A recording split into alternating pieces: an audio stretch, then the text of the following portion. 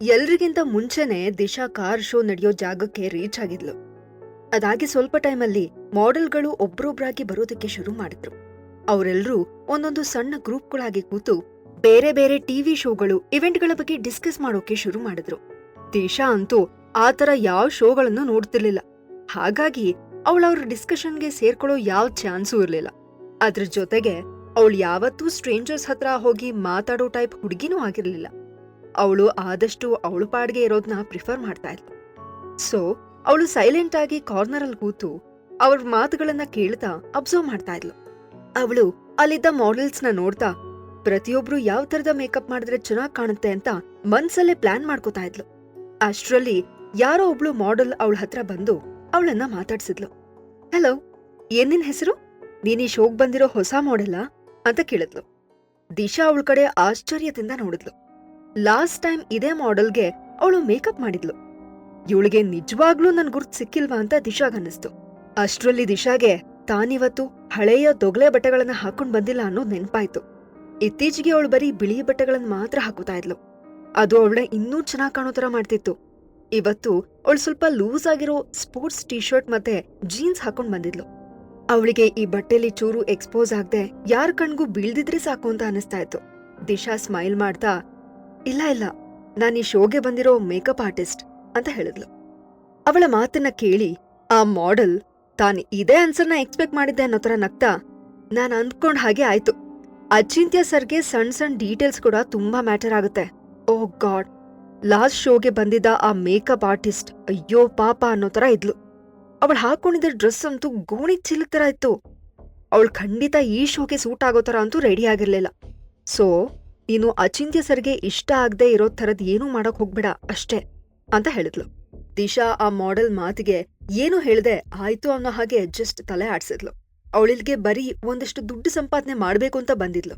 ಅವಳಿಗೆ ಈ ತರದ್ ಯಾವ ಅಟೆನ್ಷನ್ನು ಬೇಕಾಗಿರ್ಲಿಲ್ಲ. 9 ಗಂಟೆ ಆಗೋಷ್ಟ್ರಲ್ಲಿ ಎಲ್ಲಾ 30 ಮಾಡೆಲ್ಸ್ ಕೂಡ ಬಂದು ಸೇರಿದ್ರು. ಈ ಕಡೆ ಅಚಿಂತ್ಯ ದಿಶಾನ ಆಲ್ಮೋಸ್ಟ್ ಕಾರಿಡೋರ್ ಹತ್ರ ಹೇಳ್ಕೊಂಡ್ ಬಂದಿದ್ದ. ಈಗ ಅವ್ರು ಮಾತಾಡೋದು ಹಾಲ್ ಒಳಗೆ ಇದ್ದವ್ರು ಯಾರಿಗೂ ಕೇಳಿಸೋ ತರ ಇರ್ಲಿಲ್ಲ. ದಿಶಾ ತನ್ನ ಕೈನ ಬಿಡ್ಸ್ಕೊಳಕ್ ಟ್ರೈ ಮಾಡ್ತಾ, ಅಚಿಂತ್ಯ ಸರ್, ನಿಮಗ್ ಏನ್ ಮಾತಾಡ್ಬೇಕು ಇಲ್ಲೇ ಮಾತಾಡಿ, ಇನ್ನೆಷ್ಟ್ ದೂರ ಹೇಳ್ಕೊಂಡ್ ಹೋಗ್ತೀರಾ ನನ್ನ ಅಂತ ಕೇಳಿದ್ಲು. ಅಚಿಂತ್ಯ ತಕ್ಷಣ ಅಲ್ಲೇ ನಿಂತು ಅವಳನ್ನ ಗೋಡೆ ಕಡೆ ತಳ್ಳಿ ತನ್ನ 2 ಕೈಗಳನ್ನ ಅಡ್ಡ ಇಟ್ಟು ಅವಳು ಮೂವ್ ಆಗದೆ ಇರೋ ಹಾಗೆ ಲಾಕ್ ಮಾಡ್ದ. ಆಮೇಲೆ ಅವಳ ಕಣ್ಣಲ್ಲಿ ಕಣ್ಣಿಟ್ಟು ನೋಡ್ತಾ, ನಾನ್ ಕೇಳೋ ಪ್ರಶ್ನೆಗೆ ಕರೆಕ್ಟಾಗಿ ಆನ್ಸರ್ ಮಾಡು ದಿಶಾ. ಲಾಸ್ಟ್ ಟೈಮ್ ಪಾರ್ಟಿಯಿಂದ ನಿನ್ನ ಮನೆಗೆ ಅಣ್ಣ ಡ್ರಾಪ್ ಮಾಡದ್ನಾ ಅಂತ ಕೇಳ್ದ. ದಿಶಾ ಒಂದ್ಸಲ ಡೀಪ್ ಆಗಿ ಉಸಿರಾಡಿ ಹೌದು ಅನ್ನೋ ಹಾಗೆ ತಲೆ ಆಡ್ಸ್ದ. ನಾವಿಬ್ರು ಒಂದೇ ಕಡೆ ಹೋಗ್ತಾ ಇದ್ವಿ, ಅದಕ್ಕೆ ನಿಮ್ ಅಣ್ಣ ನನ್ನ ಡ್ರಾಪ್ ಮಾಡ್ತೀನಿ ಅಂತ ಹೇಳಿದ್ರು. ಈಸ್ ಅ ನೈಸ್ ಮ್ಯಾನ್ ಅಂತ ದಿಶಾ ಹೇಳಿದ್ಲು. ಅವಳ ಮಾತಿಗೆ ಅಚಿಂತ್ಯ ಕೋಪದಿಂದ, ಬುಲ್ಶಿಟ್, ಅವನ್ ಕೈ ಕೆಳಗೆ 100 ಜನ ಕೆಲಸ ಮಾಡ್ತಾರೆ. ಅವ್ನ್ ಬೇರೆ ಯಾರಿಗಾದ್ರೂ ಹೇಳಿ ನಿನ್ನ ಡ್ರಾಪ್ ಮಾಡಿಸ್ಬೋದಾಗಿತ್ತು. ಆದ್ರೆ ಅವನೇ ಪರ್ಸ್ನಲಿ ಯಾಕೆ ನಿನ್ನ ಡ್ರಾಪ್ ಮಾಡ್ದ? ಅವನಿಗೆ ನಿನ್ ಮೇಲೆ ಇಂಟ್ರೆಸ್ಟ್ ಇದ್ಯಾ ಹೇಗೆ ಅಂತ ಕೇಳ್ದ. ಅವನ ಆತರ ಡೈರೆಕ್ಟ್ ಆಗಿ ಕ್ವೆಶ್ಚನ್ ಮಾಡಿದ್ ನೋಡಿ ದಿಶಾ ಶಾಕ್ ಆದ್ಲು. ಅವಳಿದಕ್ಕೆ ಏನಂತ ಆನ್ಸರ್ ಮಾಡೋದು? ಇನ್ ಕೇಸ್ ಆತ್ರೇಯಾನೇ ಶ್ಯಾಡೋ ಆಗಿದ್ರೆ ಅವಳಿದಕ್ಕೆ ಹೌದು ಅಂತಾನೆ ಹೇಳ್ಬೇಕಾಗಿತ್ತು. ಆದ್ರೆ ಅವಳ ಉತ್ತರನ ಕೇಳೋಷ್ಟು ತಾಳ್ಮೆ ಅಚಿಂತ್ಯಂಗಿರ್ಲಿಲ್ಲ. ಅವನ ಕಣ್ಗಳು ಕೋಪದಿಂದ ಉರಿತಾ ಇದ್ವು. ಆಮೇಲೆ ಅವನು ವ್ಯಂಗ್ಯವಾದ ಸ್ಮೈಲ್ ಮಾಡ್ತಾ, ನಿನ್ ಸೈಲೆನ್ಸೇ ನನ್ನ ಎಲ್ಲಾ ಪ್ರಶ್ನೆಗಳಿಗೆ ಉತ್ತರ ಕೊಡ್ತಾ ಇದೆ ದಿಶಾ ಅಂತ ಅಂದ. ಆಮೇಲೆ ಅವಳನ್ನ ಆಡ್ಕೊಳ್ಳೋ ತರ, ವಾವಾ, ಎಷ್ಟು ಬೇಗ ಇಡೀ ಸ್ಟೋರಿನೇ ಉಲ್ಟಾ ಹೊಡೆದ್ಬಿಡ್ತು. ನನ್ನ ನಿಮ್ಮಿಬ್ರು ರೊಮ್ಯಾನ್ಸ್ಗೆ ಸೇತುವೆ ಮಾಡ್ಕೊಂಡ್ಬಿಟ್ರಿ ಅಲ್ವಾ? ದಿಶಾ ಅವನಿಗೆ ನಡೆದಿದ್ನ ಎಕ್ಸ್ಪ್ಲೇನ್ ಮಾಡೋಕೆ ಟ್ರೈ ಮಾಡ್ತಾ, ಇಲ್ಲ ಇಲ್ಲ, ನೀವ್ ಅನ್ಕೊಳ್ತಿರೋ ಹಾಗೆ ಏನೂ ಇಲ್ಲ ಸರ್. ನೀವ್ ಸುಮ್ನೆ ಮಿಸ್ಅಂಡರ್ಸ್ಟ್ಯಾಂಡ್ ಮಾಡ್ಕೋತಾ ಇದೀರಾ. ನಾನವತ್ತು ನಿಮ್ಮ ಅಣ್ಣನ ಜೊತೆ ಹೋಗ್ತಾ ಇದ್ದೀನಿ ಅಂತ ನಿಮಗೆ ಇನ್ಫಾರ್ಮ್ ಮಾಡ್ಬೇಕಿತ್ತು. ಆದ್ರೆ ಅಂತ ಅವಳ ಮಾತನ್ನ ಮುಗ್ಸೋಕ್ ಮುಂಚೆನೆ ಅಚಿಂತ್ಯ ಮಧ್ಯ ಮಾತಾಡ್ತಾ, ನಿನ್ ಕಣ್ಣಿಗೆ ನಾನೇನ್ ಜೋಕರ್ ತರ ಕಾಣ್ತಾ ಇದ್ದೀನ ದಿಶಾ? ನಾನು ದಿ ಫೇಮಸ್ ಅಚಿಂತ್ಯ ವಂಶಿ. ನಿನ್ನಂತ ಒಬ್ಳು ಸಾಮಾನ್ಯ ಮೇಕಪ್ ಆರ್ಟಿಸ್ಟಿಂದ ಈ ತರ ಮೋಸ ಹೋಗ್ತೀನಿ ಅಂತ ಮಾತ್ರ ಅನ್ಕೊಂಡಿರ್ಲಿಲ್ಲ ಅಂತ ಹೇಳ್ದ. ಅವನ ಮಾತು ಕೇಳಿ ದಿಶಾ ಕನ್ಫ್ಯೂಷನ್ ನಲ್ಲಿ ಅವನೇ ನೋಡಿದ್ಲು. ಅವನಿಗೆ ಅದೇನ್ ಮೋಸ ಮಾಡಿದ್ಲು ಅಂತ ದಿಶಾಗ ಅರ್ಥನೇ ಆಗ್ಲಿಲ್ಲ. ಅಷ್ಟ್ರಲ್ಲಿ ದಿಶಾನ ಬಚಾವ್ ಮಾಡೋ ಹಾಗೆ ಒಂದ್ ವಾಯ್ಸ್ ಕೇಳಿಸ್ತು. ದಿಶಾ ತಲೆ ಎತ್ತಿ ಆ ಧ್ವನಿ ಬಂದ್ ಕಡೆ ನೋಡಿದ್ಲು. ಅಲ್ಲೇ ಸ್ವಲ್ಪ ದೂರದಲ್ಲಿ ಆತ್ರೇಯ ನಿಂತು ಅಚಿಂತ್ಯ ಮತ್ತೆ ದಿಶಾ ಕಡೆ ನೋಡ್ತಿದ್ದ. ಅಚಿಂತ್ಯ ತಕ್ಷಣ ದಿಶಾನ್ ಬಿಟ್ಟು ಆತ್ರೇಯ ಕಡೆ ನಡೆದ. ಆಮೇಲೆ ಆಡ್ಕೊಳ್ಳೋ ತರ, ವಾವಣ್ಣ, ವಾಟ್ ಅ ಟೈಮಿಂಗ್, ನಾನು ಸುತ್ತಿ ಬಳಸಿ ಎಲ್ಲ ಮಾತಾಡಲ್ಲ. ನಿನಗೆ ಇವಳು ಇಷ್ಟನಾ? ಜಸ್ಟ್ ಟೆಲ್ ಮಿ ರೈಟ್ ನಾವ್ ಅಂತ ಹೇಳ್ದ. ಅವನ್ ಕ್ವೆಶ್ಚನ್ ಕೇಳಿ ಆತ್ರೇಯನ್ ಕಣ್ಣು ಒಂದ್ಸಲ ಹೊಳೀತು. ಅದ್ನ ದಿಶಾ ಕ್ಲಿಯರ್ ಆಗಿ ನೋಟಿಸ್ ಮಾಡಿದ್ಲು. ಅವನ್ ಏನ್ ಉತ್ತರ ಕೊಡ್ತಾನೆ ಅಂತ ಕೇಳೋಕೆ ಅವಳು ಕ್ಯೂರಿಯಸ್ ಆಗಿದ್ಲು. ಆತ್ರೇಯ ಕಾಮ್ ಆಗಿ ಶಿ ಇಸ್ ನಾಟ್ ಬ್ಯಾಡ್ ಅಂತ ಅಂದ. ಆದ್ರೆ ಈ ಉತ್ತರದಿಂದ ಅಚಿಂತ್ಯಗೆ ಸಮಾಧಾನ ಆಗ್ಲಿಲ್ಲ. ಅವನ್ ಇಮಿಡಿಯೇಟ್ ಆಗಿ ನನ್ನ ಅಣ್ಣ ಅಲ್ದೆ ಜಸ್ಟ್ ಒಬ್ಬ ನಾರ್ಮಲ್ ಹುಡುಗನ್ ಸ್ಥಾನದಲ್ಲಿ ನಿಂತ ಹೇಳು ಅಂತ ಹೇಳ್ದ.